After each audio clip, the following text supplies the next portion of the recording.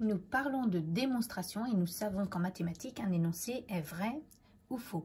Alors, si on veut montrer qu'un énoncé est vrai, 1000 exemples ne suffisent pas. Mais si on veut montrer qu'un énoncé est faux, un seul contre-exemple va suffire.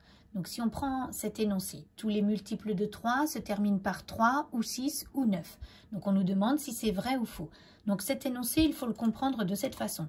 Si je prends un nombre multiple de 3, alors il se termine par 3 ou 6 ou 9. Donc la première ligne en vert est la condition de l'énoncé et la deuxième ligne en rouge est la conclusion de l'énoncé. Donc je vais prendre des exemples qui fonctionnent. Le nombre 33, c'est un multiple de 3 puisque c'est 33 qui est égal à 11 fois 3 et ce nombre-là se termine par 3. Donc 33 est un exemple qui vérifie cet énoncé.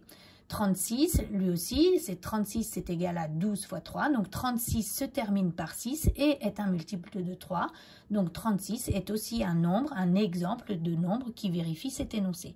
129 aussi, alors 129 pour savoir si c'est un multiple de 3, on additionne ces chiffres, donc 1 plus 2, 3, plus 9, 12, 12 est dans la table de 3, donc 129 sera dans la table de 3, et si on fait son opération, 129 c'est 43 fois 3. 129 se termine par 9, est un multiple de 3, donc 129 est encore un exemple. Et puis enfin, là aussi, 4353, c'est un multiple de 3 qui se termine par 3.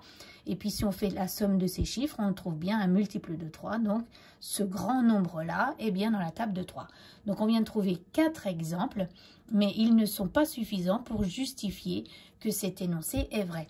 On va même prouver le contraire en trouvant un seul contre-exemple. Donc si je prends le nombre 12, c'est un multiple de 3, puisque 12 c'est 4 fois 3, et bien 12 il se termine par 2. Donc je viens de trouver un nombre qui vérifie la condition de mon énoncé, mais qui ne vérifie pas la conclusion de l'énoncé. Donc 12 est un contre-exemple, donc ça me permet de dire que cet énoncé, tous les multiples de 3 se terminent par 3 ou 6 ou par 9, est un énoncé faux. Voilà.